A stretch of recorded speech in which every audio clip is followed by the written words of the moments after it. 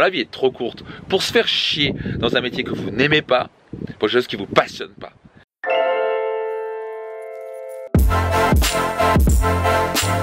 Max Piccinini. Je suis pas parfait, peut-être, mais je peux apprendre.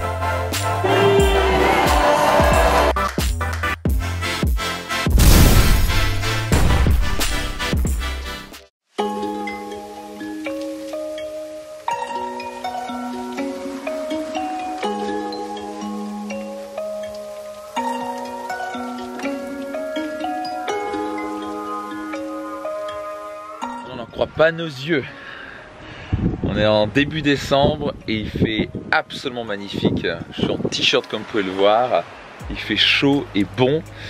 Et nous sommes à 2 jours de partir dans notre voyage de noces. Ma très chère et merveilleuse épouse Marie. Nous allons partir en Nouvelle-Zélande, à Tahiti et au Mexique, au Yucatan. Donc on va faire littéralement 3 voyages de noces en un. Voilà ce qui se passe quand on a trouvé sa passion. Et bien sûr quand on sait gérer ses finances et quand on sait développer un business avec succès. Donc mais non, c'est justement le thème du jour. Et le thème du jour c'est trouver sa passion.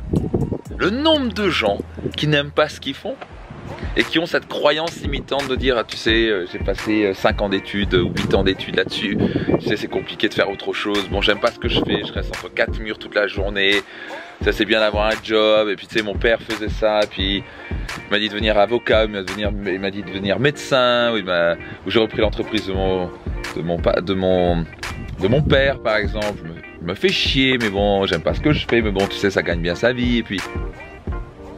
Alors le pire c'est quand vous gagnez pas votre vie et en plus vous vous faites chier tous les jours. C'est pas que c'est dramatique, donc il faut changer ça. Et donc j'ai appris une chose un jour, quand on trouve sa passion, on ne travaille plus jamais. Quand on trouve sa passion, on ne travaille plus jamais. Donc réfléchissez bien à ça. On dort en moyenne, ça dépend pour vous, entre 6 et 8 heures la majorité des gens.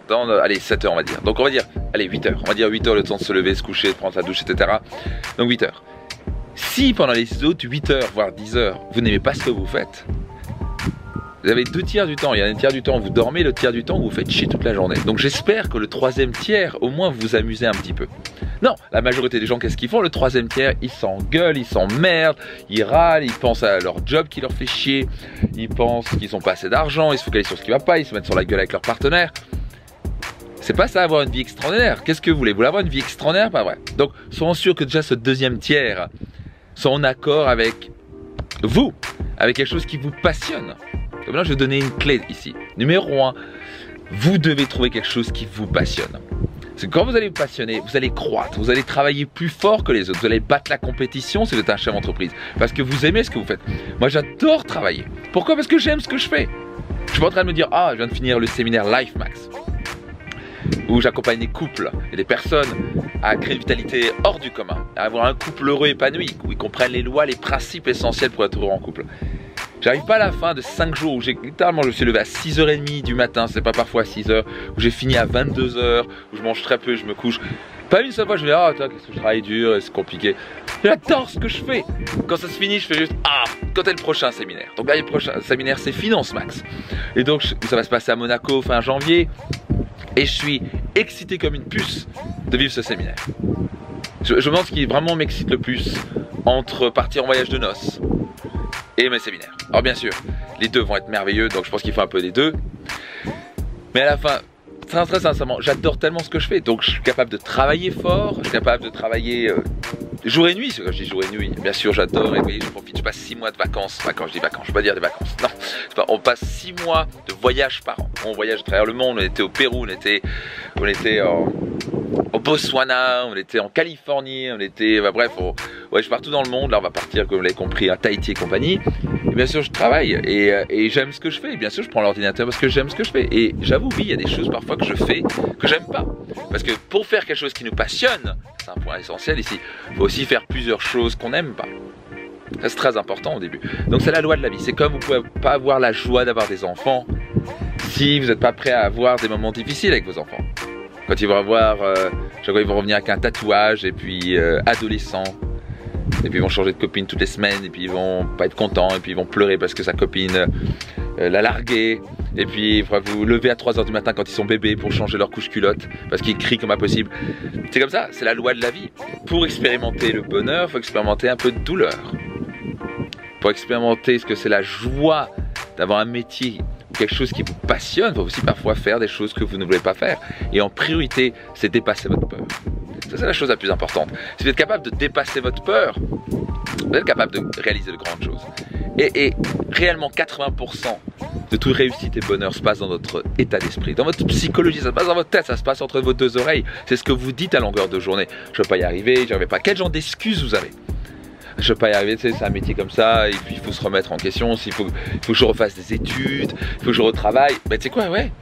S'il faut te former sur internet ou te prendre un séminaire ou te reformer, refaire des études pour faire ce que tu aimes, just fucking do it. Excusez-moi l'expression pour les gens qui comprennent ça. Faites-le.